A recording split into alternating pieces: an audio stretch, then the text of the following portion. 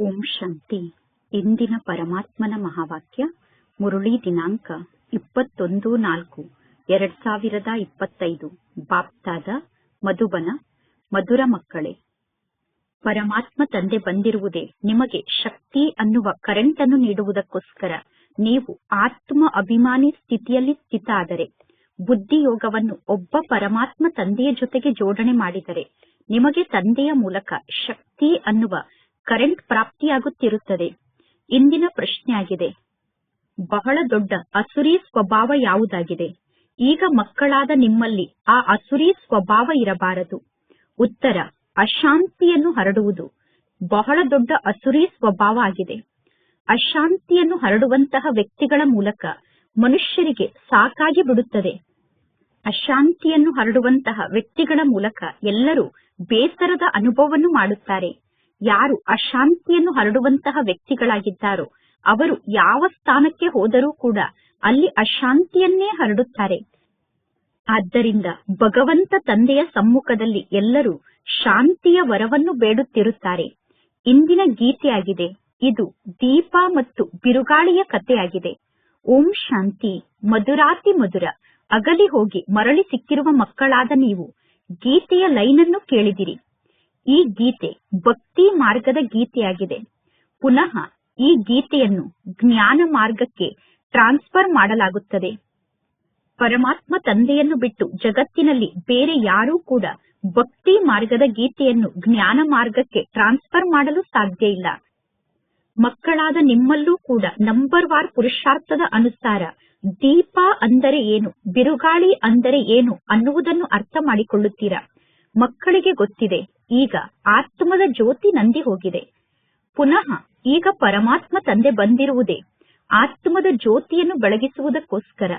ಯಾರಾದರೂ ಸತ್ತಾಗ ಅವರು ಸತ್ತಂತಹ ಸ್ಥಾನದಲ್ಲಿ ದೀಪವನ್ನು ಹಚ್ಚಿ ಇಡುತ್ತಾರೆ ಮತ್ತು ಆ ದೀಪ ಆರಬಾರದು ಎಂದು ಬಹಳಷ್ಟು ಎಚ್ಚರಿಕೆಯಿಂದ ದೀಪವನ್ನು ನೋಡಿಕೊಳ್ಳುತ್ತಾರೆ.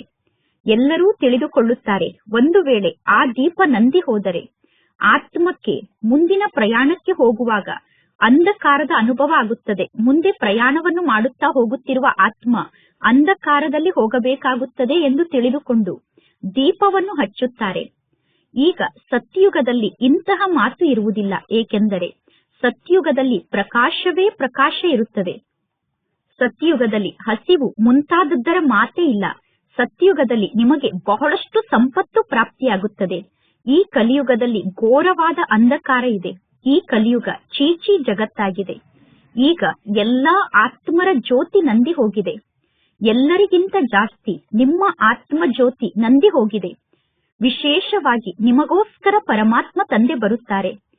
ಈಗ ಏನು ನಿಮ್ಮ ಆತ್ಮ ಜ್ಯೋತಿ ನಂದಿ ಹೋಗಿದೆಯೋ ಆ ಆತ್ಮ ಜ್ಯೋತಿಯನ್ನು ಬೆಳಗಿಸಿಕೊಳ್ಳಲು ಈಗ ನಿಮಗೆ ಶಕ್ತಿ ಅನ್ನುವ ಕರೆಂಟ್ ಎಲ್ಲಿಂದ ಪ್ರಾಪ್ತಿಯಾಗುತ್ತದೆ? ಮಕ್ಕಳಿಗೆ ಗೊತ್ತಿದೆ, ಶಕ್ತಿ ಅನ್ನುವ ಕರೆಂಟ್ ಒಬ್ಬ ಪರಮಾತ್ಮ ತಂದೆಯ ಮೂಲಕ ಪ್ರಾಪ್ತಿಯಾಗುತ್ತದೆ.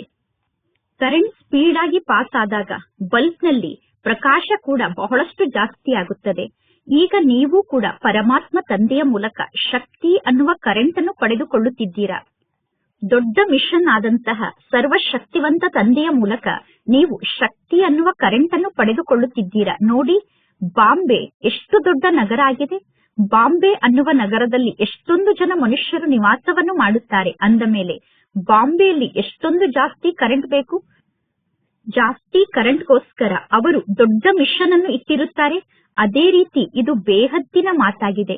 ಇಡೀ ಜಗತ್ತಿನ ಆತ್ಮರ ಜ್ಯೋತಿ ಈಗ ನಂದಿ ಹೋಗಿಬಿಟ್ಟಿದೆ. ಅಂದ ಮೇಲೆ ಆತ್ಮರಿಗೆ ಶಕ್ತಿ ಅನ್ನುವ ಕರೆಂಟ್ ಅನ್ನು ನೀಡಬೇಕು. ಮುಖ್ಯ ಮಾತನ್ನು ಪರಮಾತ್ಮ ತಂದೆ ತಿಳಿಸುತ್ತಾರೆ. ಈಗ ನೀವು ನಿಮ್ಮ ಬುದ್ಧಿಯೋಗವನ್ನು ತಂದೆಯಾದ ನನ್ನ ಜೊತೆಗೆ ಜೋಡಣೆ ಮಾಡಿ ಅನ್ನುವ ಮುಖ್ಯ ಮಾತನ್ನು ಪರಮಾತ್ಮ ತಂದೆ ತಿಳಿಸುತ್ತಾರೆ. ನೀವೀಗ ಆತ್ಮ ಅಭಿಮಾನಿಗಳಾಗಿ ಪರಮಾತ್ಮ ತಂದೆ ಎಷ್ಟು ದೊಡ್ಡ ತಂದೆಯಾಗಿದ್ದಾರೆ. ಈ ಸಂಪೂರ್ಣ ಜಗತ್ತಿನಲ್ಲಿರುವ ಪತಿತ ಮನುಷ್ಯರನ್ನು ಪಾವನರನ್ನಾಗಿ ಮಾಡುವುದಕ್ಕೋಸ್ಕರ ಸರ್ವಶ್ರೇಷ್ಠ ತಂದೆಯಾದ ಪರಮಾತ್ಮ ತಂದೆ ಬಂದಿದ್ದಾರೆ. ಎಲ್ಲರ ಜ್ಯೋತಿಯನ್ನು ಬೆಳಗಿಸುವುದಕ್ಕೋಸ್ಕರ ಸರ್ವಶ್ರೇಷ್ಠ ತಂದೆಯಾದ ಪರಮಾತ್ಮ ತಂದೆ ಬಂದಿದ್ದಾರೆ. ಇಡೀ ಜಗತ್ತಿನಲ್ಲಿರುವ ಎಲ್ಲಾ ಮನುಷ್ಯರ ಜ್ಯೋತಿಯನ್ನು ಪರಮಾತ್ಮ ತಂದೆ ಬೆಳಗಿಸುತ್ತಾರೆ. ಪರಮಾತ್ಮ ತಂದೆ ಯಾರಾಗಿದ್ದಾರೆ ಮತ್ತು ಪರಮಾತ್ಮ ತಂದೆ ಹೇಗೆ ಜ್ಯೋತಿಯನ್ನು ಬೆಳಗಿಸುತ್ತಾರೆ ಅನ್ನುವುದು ಜಗತ್ತಿನಲ್ಲಿ ಯಾರಿಗೂ ಗೊತ್ತಿಲ್ಲ. ಪರಮಾತ್ಮ ತಂದೆಗೆ ಜ್ಯೋತಿ ಸ್ವರೂಪ ಎಂದು ಕರೆಯುತ್ತೇವೆ. ಪುನಃ ಪರಮಾತ್ಮ ತಂದೆಗೆ ಸರ್ವವ್ಯಾಪಿ ಎಂದು ಕರೆದು ಬಿಡುತ್ತಾರೆ. ಜ್ಯೋತಿ ಸ್ವರೂಪ ಆದಂತಹ ಪರಮಾತ್ಮ ತಂದೆಯನ್ನು ನಾವೆಲ್ಲರೂ ಕೂಗಿ ಕರೆಯುತ್ತೇವೆ. ಏಕೆಂದರೆ ನಮ್ಮ ಆತ್ಮ ಜ್ಯೋತಿ ಈಗ ನಂದಿ ಹೋಗಿದೆ. ಅಖಂಡ ಜ್ಯೋತಿಯ ಸಾಕ್ಷಾತ್ಕಾರ ಕೂಡ ಆಗುತ್ತದೆ. ನೀವೀಗ ಎಲ್ಲರಿಗೂ ತಿಳಿಸಬೇಕು, ನೀವು ಆತ್ಮ ಆಗಿದ್ದೀರಾ. ಆತ್ಮರಾದ ನಾವು ಮೇಲಿನಿಂದ ಈ ಜಗತ್ತಿಗೆ ಬರುತ್ತೇವೆ. ಮೊದಲು ಆತ್ಮ ಪವಿತ್ರ ಆಗಿರುತ್ತದೆ. ಪವಿತ್ರ ಆತ್ಮದಲ್ಲಿ ಶಕ್ತಿ ಅನ್ನುವ ಕರೆಂಟ್ ಇರುತ್ತದೆ. ಆತ್ಮ ಮೊದಲು ಸತೋಪ್ರಧಾನ ಆಗಿರುತ್ತದೆ. ಚಿನ್ನದ ಯುಗದಲ್ಲಿ ಪವಿತ್ರ ಆತ್ಮರು ನಿವಾಸವನ್ನು ಮಾಡುತ್ತಿದ್ದರು. ಪುನಃ ಆ ಪವಿತ್ರ ಆತ್ಮರೇ ಅಪವಿತ್ರ ಆತ್ಮರಾಗಬೇಕು. ಯಾವಾಗ ಎಲ್ಲರೂ ಅಪವಿತ್ರ ಆತ್ಮರಾಗುತ್ತಾರೋ ಆಗ ಪುನಃ ಪರಮಾತ್ಮ ತಂದೆಯನ್ನು ಕೂಗಿ ಕರೆಯುತ್ತಾರೆ. ಪರಮಾತ್ಮ ತಂದೆ, ನೀವು ಬಂದು ನಮಗೆ ಮುಕ್ತಿಯನ್ನು ನೀಡಿ, ಅಂದರೆ ನಮ್ಮನ್ನು ದುಃಖದಿಂದ ಮುಕ್ತ ಮಾಡಿ ಎಂದು. ನಮ್ಮೆಲ್ಲರಿಗೂ ಪರಮಾತ್ಮ ತಂದೆ ಮುಕ್ತಿಯನ್ನು ನೀಡುತ್ತಾರೆ ಅನ್ನುವ ಶಬ್ದದ ಅರ್ಥವೇ ಬೇರೆ ಆಗಿದೆ. ಪರಮಾತ್ಮ ತಂದೆ ನಮ್ಮನ್ನು ಪಾವನರನ್ನಾಗಿ ಮಾಡುತ್ತಾರೆ ಅನ್ನುವ ಶಬ್ದದ ಅರ್ಥವೇ ಬೇರೆ ಆಗಿದೆ. ಈ ಎರಡೂ ಶಬ್ದದ ಅರ್ಥ ಬೇರೆ ಬೇರೆ ಆಗಿದೆ. ಯಾರೋ ನಮ್ಮೆಲ್ಲರನ್ನು ಪತಿತರನ್ನಾಗಿ ಮಾಡಿದ್ದಾರೆ. ಆದ್ದರಿಂದ ಎಲ್ಲರೂ ಹೇಳುತ್ತಾರೆ, ಪರಮಾತ್ಮ ತಂದೆ ನೀವು ಬನ್ನಿ, ನೀವು ಬಂದು ನಮಗೆ ಮುಕ್ತಿಯನ್ನು ನೀಡಿ ನಮ್ಮನ್ನು ಪಾವನರನ್ನಾಗಿ ಮಾಡಿ ಎಂದು. ನಮ್ಮನ್ನು ಈ ಜಗತ್ತಿನಿಂದ ಶಾಂತಿಧಾಮಕ್ಕೆ ಕರೆದುಕೊಂಡು ಹೋಗಿ ಎಂದು ಎಲ್ಲರೂ ಪರಮಾತ್ಮ ತಂದೆಯನ್ನು ಕರೆಯುತ್ತಾರೆ. ನಮಗೆ ಶಾಂತಿಯ ವರವನ್ನು ನೀಡಿ ಎಂದು ಪರಮಾತ್ಮ ತಂದೆಗೆ ಹೇಳುತ್ತಾರೆ. ಈಗ ಪರಮಾತ್ಮ ತಂದೆ ತಿಳಿಸಿದ್ದಾರೆ, ಈ ಕಲಿಯುಗದಲ್ಲಿ ನೀವು ಶಾಂತಿಯಲ್ಲಿ ಇರಲು ಸಾಧ್ಯ ಇಲ್ಲ. ಶಾಂತಿಧಾಮದಲ್ಲಿ ಇದೆ. ಸತ್ಯಯುಗದಲ್ಲಿ ಒಂದೇ ಧರ್ಮ, ಒಂದೇ ರಾಜ್ಯ ಇರುತ್ತದೆ. ಅಂದ ಮೇಲೆ ಸತ್ಯಯುಗದಲ್ಲೂ ಕೂಡ ಶಾಂತಿ ಇರುತ್ತದೆ. ಸತ್ಯಯುಗದಲ್ಲಿ ಯಾವುದೇ ಪ್ರಕಾರದ ಗಲಾಟೆ ಇರುವುದಿಲ್ಲ. ಇಲ್ಲಿ ಮನುಷ್ಯರು ಅಶಾಂತಿಯಿಂದ ಸುಸ್ತಾಗಿ ಬಿಟ್ಟಿದ್ದಾರೆ. ಅಂದರೆ ಅಶಾಂತಿಯ ಕಾರಣ ಎಲ್ಲರೂ ಬೇಸರಕ್ಕೊಳಗಾಗಿದ್ದಾರೆ. ಒಂದೇ ಮನೆಯಲ್ಲಿ ಎಷ್ಟೊಂದು ಜಗಳ ನಡೆಯುತ್ತಿರುತ್ತದೆ. ಒಂದೇ ಮನೆಯಲ್ಲಿರುವಂತಹ ಒಂದೇ ಪರಿವಾರದ ಮಧ್ಯದಲ್ಲಿ ಎಷ್ಟೊಂದು ಜಗಳ ನಡೆಯುತ್ತದೆ. ತಿಳಿದುಕೊಳ್ಳಿ, ಒಂದು ಮನೆಯಲ್ಲಿ ಪತಿ ಪತ್ನಿ ಜಗಳವನ್ನು ಆಡುತ್ತಿದ್ದಾರೆ. ಪತಿ ಪತ್ನಿ ಜಗಳವನ್ನು ಆಡುತ್ತಿದ್ದರೆ ಅವರ ತಂದೆ ತಾಯಿ, ಅವರ ಮಕ್ಕಳು, ಅವರ ಸೋದರ ಸೋದರಿಯರು ಎಲ್ಲರೂ ಅವರಿಂದ ಸುಸ್ತಾಗಿ ಬಿಡುತ್ತಾರೆ. ಎಲ್ಲರೂ ಅವರಿಂದ ಬೇಸರಕ್ಕೊಳಗಾಗುತ್ತಾರೆ. ಅಶಾಂತಿಯನ್ನು ಹರಡುವಂತಹ ಮನುಷ್ಯರು ಎಲ್ಲಿಗೇ ಹೋದರೂ ಕೂಡ ಅವರು ಅಲ್ಲಿ ಅಶಾಂತಿಯನ್ನೇ ಹರಡುತ್ತಾರೆ. ಏಕೆಂದರೆ ಅವರ ಸ್ವಭಾವವೇ ಅಸುರಿ ಸ್ವಭಾವ ಆಗಿದೆ. ನಿಮಗೆ ಗೊತ್ತಿದೆ, ಸತ್ಯುಗ ಸುಖಧಾಮ ಆಗಿದೆ. ಸತ್ಯುಗದಲ್ಲಿ ಸುಖ ಮತ್ತು ಶಾಂತಿ ಎರಡೂ ಇದೆ. ಪರಮಾತ್ಮ ತಂದೆ ತಿಳಿಸುತ್ತಾರೆ, ಪರಮಧಾಮದಲ್ಲಿ ಕೇವಲ ಶಾಂತಿ ಇದೆ. ಆ ಪರಮಧಾಮಕ್ಕೆ ಮಧುರವಾದ ಶಾಂತಿಯ ಲೋಕ ಎಂದು ಕರೆಯಲಾಗುತ್ತದೆ.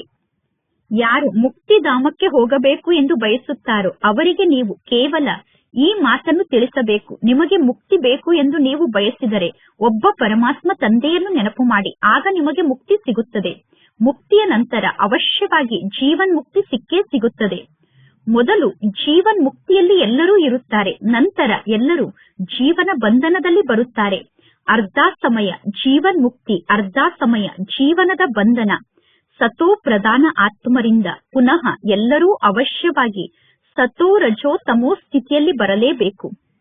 ಕಲಿಯುಗದ ಅಂತ್ಯದಲ್ಲಿ ಯಾರು ಒಂದು ಜನ್ಮ ಅಥವಾ ಅರ್ಧ ಜನ್ಮವನ್ನು ಪಡೆದುಕೊಳ್ಳಲು ಈ ಸೃಷ್ಟಿಗೆ ಬರುತ್ತಾರೋ ಅವರು ಆ ಒಂದು ಜನ್ಮ ಅಥವಾ ಅರ್ಧ ಜನ್ಮದಲ್ಲಿ ಸುಖ ಮತ್ತು ದುಃಖದ ಅನುಭವವನ್ನು ಮಾಡುತ್ತಾರೇನು?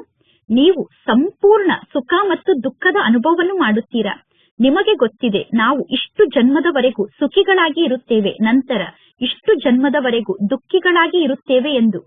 ಇಂತಿಂತಹ ಧರ್ಮ ಹೊಸ ಜಗತ್ತಿನಲ್ಲಿ ಇರುವುದಿಲ್ಲ. ಇಂತಿಂತಹ ಧರ್ಮದವರು ಹೊಸ ಜಗತ್ತಿಗೆ ಬರಲು ಸಾಧ್ಯ ಇಲ್ಲ ಅನ್ನುವುದು ನಿಮಗೆ ಗೊತ್ತಿದೆ.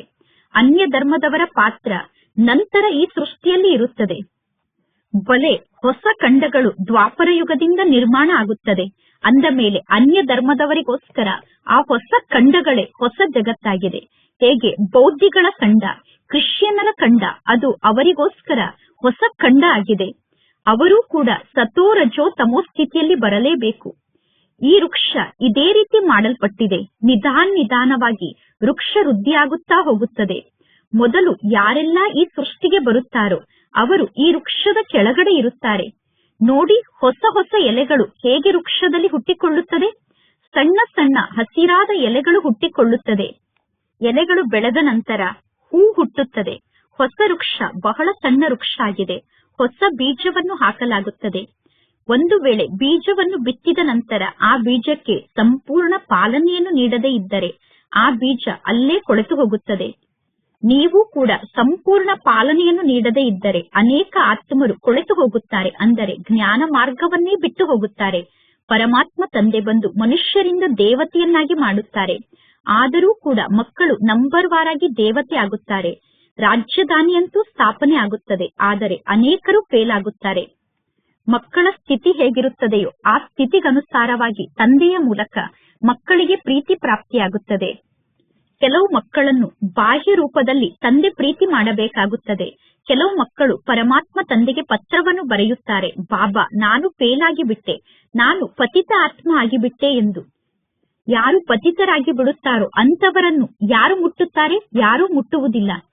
ಪರಮಾತ್ಮ ತಂದೆಯ ಹೃದಯವನ್ನು ಪತಿತ ಆದಂತಹ ಆತ್ಮರು ಗೆಲ್ಲಲು ಸಾಧ್ಯ ಇಲ್ಲ. ಪವಿತ್ರ ಆತ್ಮರಿಗೆ ತಂದೆ ಆಸ್ತಿಯನ್ನು ನೀಡುತ್ತಾರೆ. ಪವಿತ್ರ ಆತ್ಮರು ಮಾತ್ರ ತಂದೆಯ ಮೂಲಕ ಆಸ್ತಿಯನ್ನು ಪಡೆದುಕೊಳ್ಳುತ್ತಾರೆ. ಪರಮಾತ್ಮ ತಂದೆ ಮೊದಲು ಪ್ರತಿಯೊಂದು ಮಗುವಿನ ಸಂಪೂರ್ಣ ಸಮಾಚಾರವನ್ನು ಕೇಳಿ ಮಕ್ಕಳ ಲೆಕ್ಕವನ್ನು ತೆಗೆದುಕೊಳ್ಳುತ್ತಾರೆ. ಮಕ್ಕಳ ಸ್ಥಿತಿ ಹೇಗಿರುತ್ತದೆಯೋ ಆ ಸ್ಥಿತಿಗೆ ತಕ್ಕಂತೆ ತಂದೆ ಮಕ್ಕಳಿಗೆ ಪ್ರೀತಿಯನ್ನು ನೀಡುತ್ತಾರೆ. ಬಲೆ ಪರಮಾತ್ಮ ತಂದೆ ಬಾಹ್ಯ ರೂಪದಲ್ಲಿ ಮಕ್ಕಳನ್ನು ಪ್ರೀತಿ ಮಾಡಬಹುದು, ಆದರೆ ಆಂತರ್ಯದಲ್ಲಿ ತಂದೆಗೆ ಗೊತ್ತಿದೆ ಈ ಮಕ್ಕಳು ಸಂಪೂರ್ಣ ಬುದ್ಧುಗಳಾಗಿದ್ದಾರೆ. ಆದ್ದರಿಂದ ಈ ಮಕ್ಕಳಿಗೆ ಸೇವೆಯನ್ನು ಮಾಡಲು ಸಾಧ್ಯ ಆಗುತ್ತಿಲ್ಲ. ತಂದೆಗೆ ಮಕ್ಕಳ ಬಗ್ಗೆ ವಿಚಾರ ಅಂತೂ ನಡೆಯುತ್ತಿರುತ್ತದೆ ತಾನೆ. ಅಜ್ಞಾನ ಕಾಲದಲ್ಲಿ ಲೌಕಿಕ ಜಗತ್ತಿನಲ್ಲಿ ಬಹಳ ಚೆನ್ನಾಗಿ ಸಂಪಾದನೆಯನ್ನು ಮಾಡುವಂತಹ ಮಗ ಇದ್ದರೆ ಲೌಕಿಕ ತಂದೆ ಆ ಮಗನನ್ನು ಬಹಳ ಪ್ರೀತಿಯಿಂದ ಮಿಲನ ಮಾಡುತ್ತಾರೆ. ಕೆಲವರು ಬಹಳಷ್ಟು ಸಂಪಾದನೆಯನ್ನು ಮಾಡಿಕೊಳ್ಳುವುದಿಲ್ಲ. ಲೌಕಿಕದಲ್ಲಿ ಯಾರು ಚೆನ್ನಾಗಿ ಸಂಪಾದನೆಯನ್ನು ಮಾಡಿಕೊಳ್ಳುವುದಿಲ್ಲವೋ ಅಂತವರ ಬಗ್ಗೆ ಲೌಕಿಕ ತಂದೆಗೆ ಅಷ್ಟೊಂದು ಪ್ರೀತಿ ಇರುವುದಿಲ್ಲ. ಇಲ್ಲೂ ಕೂಡ ಅದೇ ರೀತಿ ಆಗುತ್ತದೆ. ಮಕ್ಕಳು ಹೊರಗಡೆ ಜಗತ್ತಿನಲ್ಲಿ ಸೇವೆಯನ್ನು ಮಾಡುತ್ತಿರುತ್ತಾರೆ. ಬಲೆ ಯಾವುದೇ ಧರ್ಮದ ಆತ್ಮರಿರಬಹುದು, ಆ ಅನ್ಯ ಧರ್ಮದ ಆತ್ಮರಿಗೂ ಕೂಡ ನೀವು ಜ್ಞಾನವನ್ನು ತಿಳಿಸಬೇಕು. ಪರಮಾತ್ಮ ತಂದೆಗೆ ಮುಕ್ತಿದಾತ ಎಂದು ಕರೆಯಲಾಗುತ್ತದೆ. ಮುಕ್ತಿದಾತ ಯಾರಾಗಿದ್ದಾರೆ, ಮಾರ್ಗದರ್ಶಕ ಯಾರಾಗಿದ್ದಾರೆ, ಆ ಪರಮಾತ್ಮ ತಂದೆಯ ಪರಿಚಯವನ್ನು ಎಲ್ಲರಿಗೂ ತಿಳಿಸಬೇಕು. ಸರ್ವಶ್ರೇಷ್ಠ ತಂದೆ ಎಂದು ಪರಮಾತ್ಮ ತಂದೆಗೆ ಕರೆಯುತ್ತೇವೆ. ಸರ್ವಶ್ರೇಷ್ಠ ತಂದೆಯಾದ ಪರಮಾತ್ಮ ತಂದೆ ಈ ಸೃಷ್ಟಿಗೆ ಬಂದು ಎಲ್ಲರಿಗೂ ಮುಕ್ತಿಯನ್ನು ನೀಡುತ್ತಾರೆ. ಪರಮಾತ್ಮ ತಂದೆ ತಿಳಿಸುತ್ತಾರೆ, ಈಗ ನೀವು ಎಷ್ಟೊಂದು ಪತಿತರಾಗಿ ಬಿಟ್ಟಿದ್ದೀರಾ, ಈಗ ನಿಮ್ಮ ಜೀವನದಲ್ಲಿ ಪವಿತ್ರತೆ ಇಲ್ಲ. ಆದ್ದರಿಂದ ಈಗ ತಂದೆಯಾದ ನನ್ನನ್ನು ನೆನಪು ಮಾಡಿ. ಪರಮಾತ್ಮ ತಂದೆ ಸದಾ ಪವಿತ್ರ ಆಗಿದ್ದಾರೆ, ಪರಮ ಪವಿತ್ರ ಆಗಿದ್ದಾರೆ. ಇನ್ನು ಎಲ್ಲಾ ಆತ್ಮರು ಪವಿತ್ರರಿಂದ ಅವಶ್ಯವಾಗಿ ಅಪವಿತ್ರ ಆತ್ಮರಾಗುತ್ತಾರೆ. ಪುನರ್ಜನ್ಮವನ್ನು ಪಡೆದುಕೊಳ್ಳುತ್ತಾ ಎಲ್ಲರೂ ಕೆಳಗಡೆ ಇಳಿಯುತ್ತಾ ಬರುತ್ತಾರೆ. ವರ್ತಮಾನ ಸಮಯದಲ್ಲಿ ಎಲ್ಲರೂ ಪತಿತರಾಗಿದ್ದಾರೆ. ಆದ್ದರಿಂದ ಪರಮಾತ್ಮ ತಂದೆ ಸಲಹೆಯನ್ನು ನೀಡುತ್ತಾರೆ, ಮಕ್ಕಳೇ ಈಗ ತಂದೆಯಾದ ನನ್ನನ್ನು ನೆನಪು ಮಾಡಿ, ಆಗ ನೀವು ಪಾವನ ಆತ್ಮರಾಗುತ್ತೀರಾ. ಈಗ ಸಾವು ನಿಮ್ಮ ಸಮ್ಮುಖದಲ್ಲೇ ನಿಂತಿದೆ. ಈಗ ಈ ಹಳೆಯ ಜಗತ್ತಿನ ಅಂತ್ಯ ಆಗಲೇಬೇಕು. ಮಾಯೆಯ ವೈಭವ ಕೂಡ ಜಗತ್ತಿನಲ್ಲಿ ಬಹಳಷ್ಟು ಜಾಸ್ತಿ ಇದೆ. ಈ ಮಾಯೆಯ ವೈಭವವನ್ನು ನೋಡಿ ಜಗತ್ತಿನ ಮನುಷ್ಯರು ತಿಳಿದುಕೊಂಡಿದ್ದಾರೆ ಇದೇ ಸ್ವರ್ಗ ಆಗಿದೆ ಎಂದು. ಜಗತ್ತಿನಲ್ಲಿ ಏರೋಪ್ಲೇನ್, ಕರೆಂಟ್ ಮುಂತಾದ ಎಂತೆಂತಹ ಅನೇಕ ವಸ್ತುಗಳ ನಿರ್ಮಾಣ ಆಗಿದೆ. ಇದೆಲ್ಲವೂ ಕೂಡ ಮಾಯೆಯ ವೈಭವ ಆಗಿದೆ. ಈಗ ಈ ಎಲ್ಲಾ ವಸ್ತುಗಳ ಅಂತ್ಯ ಆಗುತ್ತದೆ, ಕೇವಲ ಸ್ವರ್ಗದ ಸ್ಥಾಪನೆ ಆಗುತ್ತದೆ. ಈ ಕರೆಂಟ್ ಮುಂತಾದದ್ದು ಸ್ವರ್ಗದಲ್ಲೂ ಕೂಡ ಇರುತ್ತದೆ. ಅಂದ ಮೇಲೆ ಈ ಕರೆಂಟ್ ಮುಂತಾದ ಅನೇಕ ವಸ್ತುಗಳನ್ನು ಸ್ವರ್ಗದಲ್ಲಿ ಯಾರು ಬಂದು ನಿರ್ಮಾಣ ಮಾಡುತ್ತಾರೆ? ಸ್ವರ್ಗದಲ್ಲಿ ಇಷ್ಟೆಲ್ಲಾ ವಸ್ತುಗಳು ಹೇಗೆ ಬರುತ್ತದೆ? ಈ ಎಲ್ಲಾ ವಸ್ತುಗಳನ್ನು ಹೇಗೆ ನಿರ್ಮಾಣ ಮಾಡುವುದು ಅನ್ನುವ ಮಾಹಿತಿ ಇರುವಂತವರೂ ಕೂಡ ಬೇಕು ತಾನೆ. ಬಹಳ ಚೆನ್ನಾಗಿ ವಸ್ತುಗಳನ್ನು ನಿರ್ಮಾಣ ಮಾಡುವಂತಹ ಒಳ್ಳೆಯ ಕಲೆ ಇರುವಂತಹ ಕಲೆಗಾರರೂ ಕೂಡ ಬಹಳಷ್ಟು ಜನ ನಿಮ್ಮ ಬಳಿ ಬರುತ್ತಾರೆ. ಆ ಕಲೆ ಉಳ್ಳಂತಹ ಆತ್ಮರು ಸ್ವರ್ಗದ ರಾಜ್ಯವನ್ನು ಪಡೆದುಕೊಳ್ಳುವುದಿಲ್ಲ. ಅವರು ಕೇವಲ ಸ್ವರ್ಗದಲ್ಲಿ ನಿಮ್ಮ ಪ್ರಜೆಗಳಾಗಿ ಬರುತ್ತಾರೆ. ಇಂಜಿನಿಯರಿಂಗ್ ಮುಂತಾದದ್ದನ್ನು ಕಲಿತಿರುವಂತಹ ಬಹಳ ಒಳ್ಳೆಯ ಕಲೆ ಗೊತ್ತಿರುವಂತಹ ಕಲೆಗಾರರು ಸ್ವರ್ಗಕ್ಕೆ ಬರುತ್ತಾರೆ. ಈ ಸಮಯದಲ್ಲಿ ವಿದೇಶದಿಂದ ಎಲ್ಲಾ ಪ್ರಕಾರದ ಫ್ಯಾಷನ್ ಅನ್ನು ಎಲ್ಲರೂ ಕಲಿಯುತ್ತಾರೆ. ವಿದೇಶದಿಂದ ಅನೇಕ ಪ್ರಕಾರದ ಫ್ಯಾಷನ್ ಅನ್ನು ಎಲ್ಲರೂ ಕಲಿಯುತ್ತಾರೆ. ಅಂದ ಮೇಲೆ ಪರಮಾತ್ಮ ತಂದೆ ತಿಳಿಸುತ್ತಾರೆ, ವಿದೇಶದವರಿಗೂ ಕೂಡ ನೀವು ಶಿವ ತಂದೆಯ ಪರಿಚಯವನ್ನು ನೀಡಬೇಕು. ಶಿವ ತಂದೆಯನ್ನು ನೆನಪು ಮಾಡಿ ಎಂದು ವಿದೇಶದವರಿಗೂ ಕೂಡ ನೀವು ಹೇಳಬೇಕು. ನೀವೀಗ ಯೋಗದಲ್ಲಿ ಸ್ಥಿತ ಆಗುವಂತಹ ಪುರುಷಾರ್ಥವನ್ನು ಬಹಳಷ್ಟು ಜಾಸ್ತಿ ಮಾಡಬೇಕು. ಯೋಗದಲ್ಲಿ ಸ್ಥಿತ ಆದಾಗಲೇ ಮಾಯೆ ಬಿರುಗಾಳಿ ಬಹಳಷ್ಟು ಬರುತ್ತದೆ. ಪರಮಾತ್ಮ ತಂದೆ ಕೇವಲ ತಿಳಿಸುತ್ತಾರೆ, ತಂದೆಯಾದ ನನ್ನೊಬ್ಬನನ್ನೇ ನೀವು ನೆನಪು ಮಾಡಿ. ಪರಮಾತ್ಮ ತಂದೆಯನ್ನು ನೆನಪು ಮಾಡುವುದು ಒಳ್ಳೆಯ ಮಾತಾಗಿದೆ ತಾನೆ. ಕ್ರೈಸ್ಟ್ ಕೂಡ ಪರಮಾತ್ಮ ತಂದೆಯ ರಚನೆ ಆಗಿದ್ದಾರೆ. ರಚಯಿತ ಸರ್ವಶ್ರೇಷ್ಠ ತಂದೆಯಾದ ಒಬ್ಬ ಪರಮಾತ್ಮ ತಂದೆಯಾಗಿದ್ದಾರೆ. ಇನ್ನು ಉಳಿದವರೆಲ್ಲ ಪರಮಾತ್ಮ ತಂದೆಯ ರಚನೆ ಆಗಿದ್ದಾರೆ. ರಚಯಿತನ ಮೂಲಕ ಆಸ್ತಿ ಸಿಗುತ್ತದೆ. ಇಂತಿಂತಹ ಒಳ್ಳೆಯ ಜ್ಞಾನದ ಪಾಯಿಂಟ್ ಏನಿದೆ, ಆ ಜ್ಞಾನದ ಪಾಯಿಂಟ್ ಅನ್ನು ನೀವು ನೋಟ್ಬುಕ್ ನಲ್ಲಿ ನೋಟ್ ಮಾಡಿಕೊಳ್ಳಬೇಕು. ಪರಮಾತ್ಮ ತಂದೆಯ ಮುಖ್ಯ ಕರ್ತವ್ಯ ಅಂದರೆ ಸರ್ವರನ್ನು ದುಃಖದಿಂದ ಮುಕ್ತ ಮಾಡುವುದು. ಪರಮಾತ್ಮ ತಂದೆ ಸುಖಧಾಮ ಮತ್ತು ಶಾಂತಿಧಾಮದ ಗೇಟನ್ನು ತೆರೆಯುತ್ತಾರೆ. ಮುಕ್ತಿದಾತ ನಮ್ಮನ್ನು ದುಃಖದಿಂದ ಮುಕ್ತ ಮಾಡಿ ಶಾಂತಿಧಾಮ ಮತ್ತು ಸುಖಧಾಮಕ್ಕೆ ಕರೆದುಕೊಂಡು ಹೋಗಿ ಎಂದು ಎಲ್ಲರೂ ಪರಮಾತ್ಮ ತಂದೆಯನ್ನು ಕೂಗಿ ಕರೆಯುತ್ತಾರೆ. ಯಾವಾಗ ಈ ಜಗತ್ತು ಸುಖಧಾಮ ಆಗಿತ್ತು, ಆಗ ಉಳಿದ ಎಲ್ಲಾ ಆತ್ಮರು ಶಾಂತಿಧಾಮದಲ್ಲಿ ಇರುತ್ತಾರೆ. ಪರಮಾತ್ಮ ತಂದೆ ಸ್ವರ್ಗದ ಗೇಟನ್ನು ತೆರೆಯುತ್ತಾರೆ. ಪರಮಾತ್ಮ ತಂದೆ ಒಂದನೆಯದಾಗಿ ಹೊಸ ಜಗತ್ತಿನ ಗೇಟನ್ನು ತೆರೆಯುತ್ತಾರೆ, ಎರಡನೆಯದಾಗಿ ಶಾಂತಿಧಾಮದ ಗೇಟನ್ನು ತೆರೆಯುತ್ತಾರೆ. ಈಗ ಎಲ್ಲಾ ಆತ್ಮರು ಅಪವಿತ್ರರಾಗಿದ್ದಾರೆ. ಅಪವಿತ್ರ ಆತ್ಮರಿಗೆ ಪರಮಾತ್ಮ ತಂದೆ ಶ್ರೀಮತವನ್ನು ನೀಡುತ್ತಾರೆ. ಸ್ವಯಂ ಅನ್ನು ಆತ್ಮ ಎಂದು ತಿಳಿದುಕೊಂಡು ತಂದೆಯಾದ ನನ್ನನ್ನು ನೀವು ನೆನಪು ಮಾಡಿ, ಆಗ ನಿಮ್ಮ ಪಾಪ ನಾಶ ಆಗುತ್ತದೆ. ಈಗ ಯಾರು ಎಷ್ಟು ಪುರುಷಾರ್ಥವನ್ನು ಮಾಡುತ್ತಾರೋ ಅಷ್ಟು ಅವರು ತಮ್ಮ ಧರ್ಮದಲ್ಲಿ ಶ್ರೇಷ್ಠ ಪದವಿಯನ್ನು ಪಡೆದುಕೊಳ್ಳುತ್ತಾರೆ. ಪುರುಷಾರ್ಥವನ್ನು ಮಾಡದೇ ಇದ್ದರೆ ಕಡಿಮೆ ಪದವಿಯನ್ನು ಪಡೆದುಕೊಳ್ಳುತ್ತಾರೆ. ಒಳ್ಳೊಳ್ಳೆ ಜ್ಞಾನದ ಪಾಯಿಂಟ್ ಅನ್ನು ನೀವೀಗ ಬರೆದುಕೊಳ್ಳಿ. ಸಮಯಕ್ಕನುಸಾರವಾಗಿ ಆ ಜ್ಞಾನದ ಪಾಯಿಂಟ್ ನಿಮ್ಮ ಕೆಲಸಕ್ಕೆ ಬರುತ್ತದೆ. ನೀವೀಗ ಎಲ್ಲರಿಗೂ ತಿಳಿಸಬೇಕು, ಪರಮಾತ್ಮ ತಂದೆಯ ಕರ್ತವ್ಯದ ಬಗ್ಗೆ ನಾವೀಗ ನಿಮಗೆ ತಿಳಿಸುತ್ತೇವೆ ಎಂದು. ಪರಮಾತ್ಮ ತಂದೆಯ ಕರ್ತವ್ಯದ ಬಗ್ಗೆ ನಾವು ನಿಮಗೆ ತಿಳಿಸುತ್ತೇವೆ ಎಂದು ಹೇಳಿದಾಗ ಮನುಷ್ಯರು ಹೇಳುತ್ತಾರೆ, ಇವರು ಯಾರಾಗಿದ್ದಾರೆ? ಇವರು ಪರಮಾತ್ಮ ಶಿವ ತಂದೆಯ ಕರ್ತವ್ಯವನ್ನು ನಮಗೆ ತಿಳಿಸುತ್ತಿದ್ದಾರೆ ಅಂದ ಮೇಲೆ ಇವರು ಯಾರು ಎಂದು ಮನುಷ್ಯರು ಕೇಳುತ್ತಾರೆ. ನೀವು ಹೇಳಬೇಕು, ಆತ್ಮದ ರೂಪದಲ್ಲಿ ನಾವೆಲ್ಲರೂ ಸೋದರರಾಗಿದ್ದೇವೆ. ಪುನಃ ಪ್ರಜಾಪಿತ ಬ್ರಹ್ಮನ ಮೂಲಕ ಪರಮಾತ್ಮ ತಂದೆ ನಮ್ಮನ್ನು ರಚಿಸುತ್ತಾರೆ. ಪ್ರಜಾಪಿತ ಬ್ರಹ್ಮನ ಮೂಲಕ ರಚನೆಯನ್ನು ರಚಿಸಿದಾಗ ನಾವೆಲ್ಲರೂ ಸೋದರ ಸೋದರಿಯರಾಗುತ್ತೇವೆ. ಪರಮಾತ್ಮ ತಂದೆಗೆ ಮುಕ್ತಿದಾತ ಮಾರ್ಗದರ್ಶಕ ಎಂದು ಕರೆಯುತ್ತೇವೆ. ಅಂದ ಮೇಲೆ ಮುಕ್ತಿದಾತ ಮಾರ್ಗದರ್ಶಕ ಆದಂತಹ ಪರಮಾತ್ಮ ತಂದೆಯ ಕರ್ತವ್ಯದ ಬಗ್ಗೆ ನಾವೀಗ ನಿಮಗೆ ತಿಳಿಸುತ್ತೇವೆ ಎಂದು ಹೇಳಬೇಕು. ಅವಶ್ಯವಾಗಿ ನಮಗೆ ಪರಮಾತ್ಮ ತಂದೆ ತಮ್ಮ ಕರ್ತವ್ಯದ ಬಗ್ಗೆ ತಿಳಿಸಿದ್ದಾರೆ. ಆದ್ದರಿಂದ ನಾವೀಗ ನಿಮಗೆ ಪರಮಾತ್ಮ ತಂದೆಯ ಕರ್ತವ್ಯದ ಬಗ್ಗೆ ತಿಳಿಸುತ್ತೇವೆ. ಮಕ್ಕಳೇ ತಂದೆಯನ್ನು ಪ್ರತ್ಯಕ್ಷಪಡಿಸುತ್ತಾರೆ. ಸನ್ ಶೋಸ್ ಫಾದರ್ ಅನ್ನುವ ಮಾತನ್ನು ಎಲ್ಲರಿಗೂ ತಿಳಿಸಬೇಕು. ಆತ್ಮ ಸಂಪೂರ್ಣ ಒಂದು ಸಣ್ಣ ನಕ್ಷತ್ರ ಆಗಿದೆ. ಆತ್ಮವನ್ನು ಈ ಕಣ್ಣಿನಿಂದ ನೋಡಲು ಸಾಧ್ಯ ಇಲ್ಲ. ದಿವ್ಯ ದೃಷ್ಟಿಯ ಮೂಲಕ ಆತ್ಮದ ಸಾಕ್ಷಾತ್ಕಾರ ಆಗುತ್ತದೆ. ಆತ್ಮ ಬಿಂದು ರೂಪದಲ್ಲಿ ಇದೆ. ಆತ್ಮವನ್ನು ನೋಡುವುದರಿಂದ ಯಾವ ಲಾಭವೂ ಆಗುವುದಿಲ್ಲ.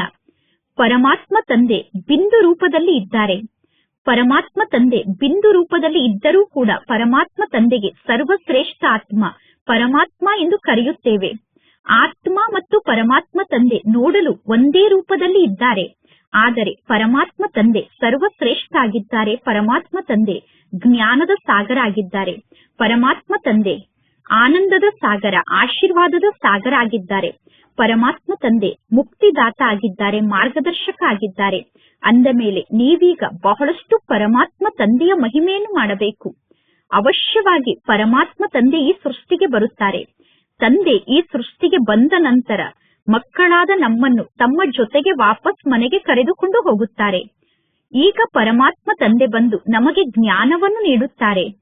ಪರಮಾತ್ಮ ತಂದೆ ತಿಳಿಸುತ್ತಾರೆ, ಆತ್ಮ ಬಹಳ ಸಣ್ಣ ಬಿಂದು ಆಗಿದೆ. ಆತ್ಮ ಎಷ್ಟು ಸಣ್ಣದಾಗಿದೆಯೋ ನಾನು ಕೂಡ ಅಷ್ಟೇ ಸಣ್ಣ ರೂಪದಲ್ಲಿ ಇದ್ದೇನೆ ಎಂದು ತಂದೆ ತಿಳಿಸುತ್ತಾರೆ. ಪರಮಾತ್ಮ ತಂದೆ ಅವಶ್ಯವಾಗಿ ಯಾರದ್ದೂ ತನುವಿನಲ್ಲಿ ಪ್ರವೇಶವನ್ನು ಮಾಡಿ ನಮಗೆ ಜ್ಞಾನವನ್ನು ನೀಡುತ್ತಾರೆ ತಾನೆ. ಪರಮಾತ್ಮ ತಂದೆ ಈ ಬ್ರಹ್ಮನ ತನುವಿನಲ್ಲಿ ಪ್ರವೇಶವನ್ನು ಮಾಡಿ ಈ ಬ್ರಹ್ಮ ತಂದೆಯ ಆತ್ಮದ ಪಕ್ಕದಲ್ಲಿ ಬಂದು ಕುಳಿತುಕೊಳ್ಳುತ್ತಾರೆ. ನನ್ನಲ್ಲಿ ಶಕ್ತಿ ಇದೆ. ನನಗೆ ಕರ್ಮೇಂದ್ರಿಯ ಪ್ರಾಪ್ತಿಯಾದಾಗ ನಾನೇ ಮಾಲೀಕ ಆಗಿ ಬಿಡುತ್ತೇನೆ. ಅಂದರೆ ಈ ಕರ್ಮೇಂದ್ರಿಯದ ಮೂಲಕ ಮಕ್ಕಳಾದ ನಿಮಗೆ ನಾನು ಜ್ಞಾನವನ್ನು ತಿಳಿಸುತ್ತೇನೆ. ಈ ಬ್ರಹ್ಮ ತಂದೆಗೆ ಆಡಮ್ ಅಂದರೆ ಆದಿದೇವ ಎಂದು ಕರೆಯಲಾಗುತ್ತದೆ. ಆಡಮ್ ಆದಿದೇವ ಅಂದರೆ ಈ ಸೃಷ್ಟಿಯ ಮೊಟ್ಟ ಮೊದಲನೆಯ ಮನುಷ್ಯ ಆಗಿದ್ದಾರೆ. ಇದು ಮನುಷ್ಯರ ವಂಶ ಆಗಿದೆ. ಇಲ್ಲಿ ಪರಮಾತ್ಮ ತಂದೆ ಮಾತ್ಪಿತ ಆಗುತ್ತಾರೆ. ಪುನಃ ಪರಮಾತ್ಮ ತಂದೆ ರಚನೆಯನ್ನು ರಚಿಸಬೇಕು. ಈ ಬ್ರಹ್ಮನ ತನು ಹಳೆಯ ತನು ಆಗಿದೆ. ಆದರೆ ಪರಮಾತ್ಮ ತಂದೆ ಬ್ರಹ್ಮನ ತನುವಿನ ಮೂಲಕ ಮಕ್ಕಳಾದ ನಿಮ್ಮನ್ನು ದತ್ತು ತೆಗೆದುಕೊಂಡಿದ್ದಾರೆ. ಈ ಬ್ರಹ್ಮ ತಂದೆಯನ್ನೂ ಕೂಡ ತಂದೆ ದತ್ತು ತೆಗೆದುಕೊಳ್ಳುತ್ತಾರೆ. ಇಲ್ಲದಿದ್ದರೆ ಈ ಬ್ರಹ್ಮ ತಂದೆ ಎಲ್ಲಿಂದ ಬರಲು ಸಾಧ್ಯ? ಬ್ರಹ್ಮ ತಂದೆಯ ಹೆಸರನ್ನು ಯಾರೂ ಹೇಳುವುದಿಲ್ಲ. ಬ್ರಹ್ಮ ವಿಷ್ಣು ಶಂಕರರೂ ಕೂಡ ಯಾರದ್ದೋ ರಚನೆ ಆಗಿರಬೇಕು ತಾನೆ. ರಚಯಿತ ಒಬ್ಬ ಪರಮಾತ್ಮ ತಂದೆ ಆಗಿದ್ದಾರೆ. ಪರಮಾತ್ಮ ತಂದೆ ಈ ಬ್ರಹ್ಮ ತಂದೆಯನ್ನು ದತ್ತು ತೆಗೆದುಕೊಂಡಿದ್ದಾರೆ. ಸಣ್ಣ ಮಕ್ಕಳು ಕುಳಿತು ಇಂತಹ ಜ್ಞಾನದ ಮಾತನ್ನು ತಿಳಿಸಿದರೆ ಜಗತ್ತಿನ ಜನ ತಿಳಿದುಕೊಳ್ಳುತ್ತಾರೆ ಈ ಮಕ್ಕಳ ಬಳಿ ಬಹಳ ದೊಡ್ಡ ಜ್ಞಾನ ಇದೆ ಎಂದು. ಈಗ ಮಕ್ಕಳಾದ ನೀವು ಚೆನ್ನಾಗಿ ಜ್ಞಾನವನ್ನು ಧಾರಣೆ ಮಾಡಿಕೊಳ್ಳಬೇಕು. ಯಾವ ಮಕ್ಕಳ ಬುದ್ಧಿಯಲ್ಲಿ ಜ್ಞಾನ ಚೆನ್ನಾಗಿ ಧಾರಣೆ ಆಗುತ್ತದೆಯೋ ಅವರಿಗೆ ಬಹಳಷ್ಟು ಖುಷಿ ಇರುತ್ತದೆ. ಯಾರ ಬುದ್ಧಿಯಲ್ಲಿ ಚೆನ್ನಾಗಿ ಜ್ಞಾನ ಧಾರಣೆ ಆಗುತ್ತದೆಯೋ ಅವರಿಗೆ ಆಕಳಿಕೆ ತೂಕಡಿಕೆ ಬರುವುದಿಲ್ಲ. ಕೆಲವರು ಜ್ಞಾನವನ್ನು ಅರ್ಥ ಮಾಡಿಕೊಳ್ಳುವುದಿಲ್ಲ. ಯಾರಿಗೆ ಜ್ಞಾನ ಅರ್ಥ ಆಗುವುದಿಲ್ಲವೋ ಅವರು ಆಕಳಿಸುತ್ತಿರುತ್ತಾರೆ, ತೂಕಡಿಸುತ್ತಿರುತ್ತಾರೆ. ಇಲ್ಲಿ ನಿಮಗೆ ಎಂದೂ ಕೂಡ ಆಕಳಿಕೆ ತೂಕಡಿಕೆ ಬರಬಾರದು. ಸಂಪಾದನೆಯನ್ನು ಮಾಡಿಕೊಳ್ಳುವ ಸಮಯದಲ್ಲಿ ಎಂದಾದರೂ ಆಕಳಿಕೆ ಅಥವಾ ತೂಕಡಿಕೆ ಬರುತ್ತದೆಯೇನು? ಗಿರಾಕಿಗಳು ಇಲ್ಲ ಅಂದರೆ, ವ್ಯಾಪಾರ ತಣ್ಣಗಾದರೆ ಆಗ ವ್ಯಕ್ತಿಗೆ ಆಕಳಿಕೆ ತೂಕಡಿಕೆ ಬರುತ್ತದೆ. ಅಂಗಡಿಗೆ ಗ್ರಾಹಕರು ಬರದೇ ಇದ್ದಾಗ, ವ್ಯಾಪಾರ ಬಹಳಷ್ಟು ತಣ್ಣಗೆ ನಡೆಯುತ್ತಿದ್ದಾಗ, ಅಂದರೆ ವ್ಯಾಪಾರವೇ ಆಗದೇ ಇದ್ದಾಗ ಆಕಳಿಕೆ ಬರುತ್ತದೆ. ಇಲ್ಲೂ ಕೂಡ ಜ್ಞಾನ ಧಾರಣೆ ಆಗದೇ ಇದ್ದರೆ ಆಕಳಿಕೆ ತೂಕಡಿಕೆ ಬರುತ್ತದೆ. ಕೆಲವರಿಗೆ ಸ್ವಲ್ಪ ಕೂಡ ಜ್ಞಾನ ಅರ್ಥ ಆಗುವುದಿಲ್ಲ. ಏಕೆಂದರೆ ಬಹಳಷ್ಟು ದೇಹಾಭಿಮಾನ ಇದೆ. ಆತ್ಮ ಅಭಿಮಾನಿ ಸ್ಥಿತಿಯಲ್ಲಿ ಸ್ಥಿತಾಗಿ ಕುಳಿತುಕೊಳ್ಳಲು ಆ ಮಕ್ಕಳಿಗೆ ಸಾಧ್ಯ ಆಗುವುದಿಲ್ಲ.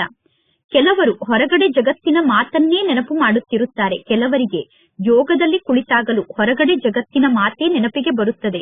ಜ್ಞಾನದ ಪಾಯಿಂಟ್ ಅನ್ನು ಆ ಮಕ್ಕಳು ನೋಟ್ ಮಾಡಿಕೊಳ್ಳಲು ಸಾಧ್ಯ ಆಗುವುದಿಲ್ಲ.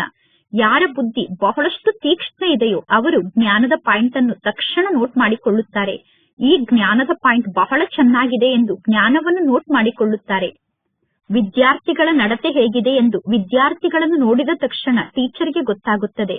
ಬುದ್ಧಿವಂತ ಟೀಚರ್ನ ದೃಷ್ಟಿ 4 ಕಡೆ ಕುಳಿತಿರುವಂತಹ ವಿದ್ಯಾರ್ಥಿಗಳ ಮೇಲೆ ಇರುತ್ತದೆ. ಆದ್ದರಿಂದ ಶಾಲೆಯಲ್ಲಿ ಶಿಕ್ಷಣದ ಸರ್ಟಿಫಿಕೇಟ್ ಅನ್ನು ಕೂಡ ಕೊಡುತ್ತಾರೆ ಮತ್ತು ನಡತೆಯ ಸರ್ಟಿಫಿಕೇಟ್ ಅನ್ನು ಕೂಡ ಕೊಡುತ್ತಾರೆ. ಎಷ್ಟು ದಿನ ವಿದ್ಯಾರ್ಥಿಗಳು ಕ್ಲಾಸಿಗೆ ಆಬ್ಸೆಂಟ್ ಆಗಿದ್ದರು ಅನ್ನುವ ಲೆಕ್ಕವನ್ನೂ ಕೂಡ ಟೀಚರ್ ಇಡುತ್ತಾರೆ. ಇಲ್ಲಿ ಬಲೆ ನೀವು ಪ್ರೆಸೆಂಟ್ ಆಗಿ ಇರುತ್ತೀರಾ, ಅಂದರೆ ಕ್ಲಾಸ್ನಲ್ಲೇ ಬಂದು ಕುಳಿತಿರುತ್ತೀರಾ. ಆದರೆ ಸ್ವಲ್ಪ ಕೂಡ ಜ್ಞಾನವನ್ನು ಅರ್ಥ ಮಾಡಿಕೊಳ್ಳುವುದಿಲ್ಲ. ಇಲ್ಲಿ ಕುಳಿತಿದ್ದರೂ ಕೂಡ ಕೆಲವರ ಬುದ್ಧಿಯಲ್ಲಿ ಜ್ಞಾನ ಧಾರಣೆ ಆಗುವುದೇ ಇಲ್ಲ. ಕೆಲವರು ಹೇಳುತ್ತಾರೆ ಬುದ್ಧಿ ಬಹಳಷ್ಟು ಡಲ್ ಆಗಿದೆ, ಜ್ಞಾನ ಧಾರಣೆ ಆಗುತ್ತಿಲ್ಲ ಎಂದು. ಅಂದ ಮೇಲೆ ಪರಮಾತ್ಮ ತಂದೆ ಅಂತಹ ಮಕ್ಕಳನ್ನು ತೆಗೆದುಕೊಂಡು ಏನನ್ನು ಮಾಡುತ್ತಾರೆ? ಪರಮಾತ್ಮ ತಂದೆ ತಿಳಿಸುತ್ತಾರೆ, ನೀವು ಡಲ್ ಬುದ್ಧಿಯವರಾಗಿದ್ದರೆ, ಅಂದರೆ ಬುದ್ಧಿಹೀನರಾಗಿದ್ದರೆ, ನಿಮ್ಮ ಬುದ್ಧಿಯಲ್ಲಿ ಜ್ಞಾನ ಧಾರಣೆ ಆಗುತ್ತಿಲ್ಲ ಅಂದರೆ ಇದು ನಿಮ್ಮ ಕರ್ಮದ ಲೆಕ್ಕಾಚಾರ ಆಗಿದೆ. ಪರಮಾತ್ಮ ತಂದೆ ಎಲ್ಲಾ ಮಕ್ಕಳ ಮೂಲಕ ಒಂದೇ ರೀತಿ ಪುರುಷಾರ್ಥವನ್ನು ಮಾಡಿಸುತ್ತಾರೆ. ಆದರೆ ಅದೃಷ್ಟದಲ್ಲಿ ಇಲ್ಲ ಅಂದರೆ ತಂದೆ ಏನನ್ನು ಮಾಡಲು ಸಾಧ್ಯ? ಶಾಲೆಯಲ್ಲೂ ಕೂಡ ಕೆಲವರು ಪಾಸ್ ಆಗುತ್ತಾರೆ, ಕೆಲವರು ಫೇಲ್ ಆಗುತ್ತಾರೆ. ಅದೇ ರೀತಿ ಇದು ಬೇಹದ್ದಿನ ಶಿಕ್ಷಣ ಆಗಿದೆ. ಬೇಹದ್ದಿನ ತಂದೆ ಈ ಶಿಕ್ಷಣವನ್ನು ಕಲಿಸುತ್ತಾರೆ. ಅನ್ಯ ಧರ್ಮದವರು ಭಗವದ್ಗೀತೆಯ ಮಾತನ್ನು ಅರ್ಥ ಮಾಡಿಕೊಳ್ಳುವುದಿಲ್ಲ. ದೇಶವನ್ನು ನೋಡಿ ಜ್ಞಾನವನ್ನು ತಿಳಿಸಬೇಕಾಗುತ್ತದೆ. ಮೊಟ್ಟ ಮೊದಲು ಸರ್ವಶ್ರೇಷ್ಠ ತಂದೆಯ ಪರಿಚಯವನ್ನು ನೀಡಬೇಕು. ಪರಮಾತ್ಮ ತಂದೆ ಹೇಗೆ ಮುಕ್ತಿದಾತ ಮತ್ತು ಮಾರ್ಗದರ್ಶಕ ಆಗಿದ್ದಾರೆ ಅನ್ನುವುದನ್ನು ಎಲ್ಲರಿಗೂ ತಿಳಿಸಬೇಕು. ಸ್ವರ್ಗದಲ್ಲಿ ವಿಕಾರ ಇರುವುದಿಲ್ಲ. ವರ್ತಮಾನ ಸಮಯದ ಈ ಜಗತ್ತಿಗೆ ಅಸುರಿ ಜಗತ್ತು ಎಂದು ಕರೆಯಲಾಗುತ್ತದೆ. ಇದು ಹಳೆಯ ಜಗತ್ತಾಗಿದೆ ತಾನೆ. ಈ ಹಳೆಯ ಜಗತ್ತಿಗೆ ಸುವರ್ಣ ಯುಗ ಎಂದು ಕರೆಯುವುದಿಲ್ಲ. ಹೊಸ ಜಗತ್ತಿತ್ತು, ಈಗ ಜಗತ್ತು ಹಳೆಯದಾಗಿದೆ. ಅಂದ ಮೇಲೆ ಮಕ್ಕಳಲ್ಲಿ ಎಷ್ಟೊಂದು ಸೇವೆಯ ಆಸಕ್ತಿ ಇರಬೇಕು. ಮಕ್ಕಳಿಗೆ ಸೇವೆಯನ್ನು ಮಾಡುವಂತಹ ಆಸಕ್ತಿ ಬಹಳಷ್ಟು ಇರಬೇಕು. ಸೇವೆಯನ್ನು ಮಾಡುವುದಕ್ಕೋಸ್ಕರ ಜ್ಞಾನದ ಪಾಯಿಂಟ್ ಅನ್ನು ನೋಟ್ ಮಾಡಿಕೊಳ್ಳಬೇಕು. ಒಳ್ಳೆಯದು, ಮಧುರಾತಿ ಮಧುರ ಅಗಲಿ ಹೋಗಿ ಮರಳಿ ಸಿಕ್ಕಿರುವ ಮಕ್ಕಳ ಪ್ರತಿ ಮಾತ್ಪಿತಾ ಬಾಪ್ದಾದರವರ ನೆನಪು, ಪ್ರೀತಿ ಹಾಗೂ ಸುಪ್ರಭಾತ. ಆತ್ಮಿಕ ಮಕ್ಕಳಿಗೆ ಆತ್ಮಿಕ ತಂದೆಯ ನಮಸ್ತೆ. ಆತ್ಮಿಕ ತಂದೆಗೆ ಆತ್ಮಿಕ ಮಕ್ಕಳ ನೆನಪು, ಪ್ರೀತಿ ಹಾಗೂ ನಮಸ್ತೆ ನಮಸ್ತೆ ನಮಸ್ತೆ. ಧಾರಣೆಗೋಸ್ಕರ ಮುಖ್ಯ ಸಾರ. ಫಸ್ಟ್ ಪಾಯಿಂಟ್, ಶಿಕ್ಷಣದಲ್ಲಿ ಬಹಳಷ್ಟು ಸಂಪಾದನೆ ಇದೆ. ಆದ್ದರಿಂದ ಖುಷಿ ಖುಷಿಯಿಂದ ಸಂಪಾದನೆಯನ್ನು ಮಾಡಿಕೊಳ್ಳಬೇಕು. ಶಿಕ್ಷಣವನ್ನು ಕಲಿಯುವ ಸಮಯದಲ್ಲಿ ಎಂದು ಆಕಳಿಗೆ ಬರಬಾರದು, ತೂಕಡಿಗೆ ಬರಬಾರದು. ಶಿಕ್ಷಣವನ್ನು ಕಲಿಯುವಾಗ ಬುದ್ಧಿಯೋಗ ಆ ಕಡೆ ಈ ಕಡೆ ಅಲೆದಾಡಬಾರದು. ಜ್ಞಾನದ ಪಾಯಿಂಟ್ ಅನ್ನು ನೋಟ್ ಮಾಡಿಕೊಳ್ಳುತ್ತಿರಬೇಕು. ಸೆಕೆಂಡ್ ಪಾಯಿಂಟ್, ಪವಿತ್ರರಾಗಿ ಪರಮಾತ್ಮ ತಂದೆಯ ಮನಸ್ಸಿನ ಪ್ರೀತಿಯನ್ನು ಪಡೆದುಕೊಳ್ಳಲು ಅಧಿಕಾರಿಗಳಾಗಬೇಕು. ಸೇವೆಯನ್ನು ಮಾಡುವ ವಿಷಯದಲ್ಲಿ ಬಹಳಷ್ಟು ಬುದ್ಧಿವಂತರಾಗಬೇಕು. ಸೇವೆಯಲ್ಲಿ ಬುದ್ಧಿವಂತರಾಗಬೇಕು. ಚೆನ್ನಾಗಿ ಸಂಪಾದನೆಯನ್ನು ಮಾಡಿಕೊಳ್ಳಬೇಕು ಮತ್ತು ಅನ್ಯರಿಗೂ ಸಂಪಾದನೆಯನ್ನು ಮಾಡಿಸಬೇಕು. ಇಂದಿನ ವರದಾನ ಆಗಿದೆ. ಮರುಜೀವ ಜನ್ಮದ ಸ್ಮೃತಿಯ ಮೂಲಕ ಸರ್ವ ಕರ್ಮ ಬಂಧನವನ್ನು ಸಮಾಪ್ತಿ ಮಾಡಿಕೊಳ್ಳುವಂತಹ ಕರ್ಮಯೋಗಿಗಳಾಗಿ ಈ ಮರುಜೀವ ದಿವ್ಯ ಜನ್ಮ ಕರ್ಮ ಬಂಧನದ ಜನ್ಮ ಅಲ್ಲ, ಇದು ಕರ್ಮಯೋಗಿ ಜನ್ಮ ಆಗಿದೆ. ಈ ಅಲೌಕಿಕ ದಿವ್ಯ ಜನ್ಮದಲ್ಲಿ ಬ್ರಾಹ್ಮಣ ಆತ್ಮರಾದ ನೀವು ಸ್ವತಂತ್ರ ಆತ್ಮರಾಗಿದ್ದೀರಾ, ಪರತಂತ್ರ ಆತ್ಮರಲ್ಲ. ಈ ದೇಹ ಕೂಡ ಲೋನ್ನ ರೂಪದಲ್ಲಿ ನಮಗೆ ಪ್ರಾಪ್ತಿಯಾಗಿದೆ. ಇಡೀ ವಿಶ್ವದ ಸೇವೆಯನ್ನು ನೀಡುವುದಕ್ಕೋಸ್ಕರ ಈ ಹಳೆಯ ಶರೀರದಲ್ಲಿ ಪರಮಾತ್ಮ ತಂದೆ ಶಕ್ತಿಯನ್ನು ತುಂಬಿ ಈ ಶರೀರವನ್ನು ನಡೆಸುತ್ತಿದ್ದಾರೆ. ನಮ್ಮ ಜವಾಬ್ದಾರಿ ಪರಮಾತ್ಮ ತಂದೆಯ ಮೇಲಿದೆ. ನಮ್ಮ ಶರೀರದಲ್ಲಿ ಶಕ್ತಿಯನ್ನು ತುಂಬಿ ನಮ್ಮ ಮೂಲಕ ಸೇವೆಯನ್ನು ಮಾಡಿಸುವ ಜವಾಬ್ದಾರಿ ಪರಮಾತ್ಮ ತಂದೆಯದ್ದಾಗಿದೆ. ಈ ಜವಾಬ್ದಾರಿ ನನ್ನದ್ದಲ್ಲ, ಪರಮಾತ್ಮ ತಂದೆ ಆದೇಶವನ್ನು ನೀಡಿದ್ದಾರೆ. ನೀವು ಕರ್ಮವನ್ನು ಮಾಡಿ, ನೀವು ಸ್ವತಂತ್ರ ಆತ್ಮರಾಗಿದ್ದೀರಾ, ನಡೆಸುವಂತಹ ತಂದೆ ನಡೆಸುತ್ತಿದ್ದಾರೆ ಅನ್ನುವ ವಿಶೇಷ ಧಾರಣೆಯ ಮೂಲಕ ಕರ್ಮ ಬಂಧನವನ್ನು ಸಮಾಪ್ತಿ ಮಾಡಿಕೊಂಡು ಕರ್ಮಯೋಗಿಗಳಾಗಿ ಇಂದಿನ ಸ್ಲೋಗನ್ ಆಗಿದೆ. ಸಮಯದ ಸಮೀಪತೆಯ ಫೌಂಡೇಶನ್ ಅಂದರೆ ಬೇಹದ್ದಿನ ವೈರಾಗ್ಯ ವೃತ್ತಿಯಾಗಿದೆ. ಬೇಹದ್ದಿನ ವೈರಾಗ್ಯ ವೃತ್ತಿಯಲ್ಲಿ ಸ್ಥಿತ ಆದಾಗ ಸಮಯ ಸಮೀಪಕ್ಕೆ ಬರುತ್ತದೆ. ಇಂದಿನ ಅವ್ಯಕ್ತ ಸೂಚನೆ ಆಗಿದೆ. ಕಂಬೈನ್ ರೂಪದ ಸ್ಮೃತಿಯ ಮೂಲಕ ಸದಾ ವಿಜಯಿಗಳಾಗಿ ಎಷ್ಟೆಷ್ಟು ಜಾಸ್ತಿ ಸಮಯ ತಂದೆಯ ನೆನಪಿನಲ್ಲಿ ಸ್ಥಿತ ಆಗುತ್ತೀರೋ ಅಷ್ಟು ನಿಮಗೆ ಅನುಭವ ಆಗುತ್ತದೆ. ನಾನು ಒಂಟಿಯಾಗಿಲ್ಲ, ಆದರೆ ಬಾಪ್ತಾದ ಸದಾ ನನ್ನ ಜೊತೆಗಿದ್ದಾರೆ. ಯಾವುದೇ ಪ್ರಕಾರದ ಸಮಸ್ಯೆ ಬಂದರೂ ಕೂಡ ಸದಾ ಸ್ಮೃತಿ ಇರಬೇಕು, ನಾನು ಪರಮಾತ್ಮ ತಂದೆಯ ಜೊತೆಗೆ ಕಂಬೈನ್ಡ್ ಆಗಿದ್ದೇನೆ ಎಂದು. ಆಗ ಸಮಸ್ಯೆಯನ್ನು ನೋಡಿ ಭಯ ಪಡುವುದಿಲ್ಲ. ಕಂಬೈನ್ ರೂಪದ ಸ್ಮೃತಿಯ ಮೂಲಕ ಎಂತಹ ಕಠಿಣ ಕಾರ್ಯ ಆಗಿದ್ದರೂ ಕೂಡ ಆ ಕಷ್ಟದ ಕಾರ್ಯ ಕೂಡ ಸಹಜವಾಗಿ ನಡೆಯುತ್ತದೆ. ನಿಮ್ಮ ಜೀವನದ ಸಂಪೂರ್ಣ ಹೊರೆಯನ್ನು ಪರಮಾತ್ಮ ತಂದೆಗೆ ಅರ್ಪಣೆ ಮಾಡಿ ನೀವು ಹಗುರರಾಗಿ ಆಗ ಸದಾ ನಾನು ಭಾಗ್ಯಶಾಲಿ ಆಗಿದ್ದೇನೆ ಎಂದು ಅನುಭವವನ್ನು ಮಾಡುತ್ತೀರಾ ಮತ್ತು ಸೂಕ್ಷ್ಮ ದೇವತೆಗಳ ಸಮಾನ ನೃತ್ಯವನ್ನು ಮಾಡುತ್ತಿರುತ್ತೀರಾ. ಒಳ್ಳೆಯದು. ಓಂ ಶಾಂತಿ.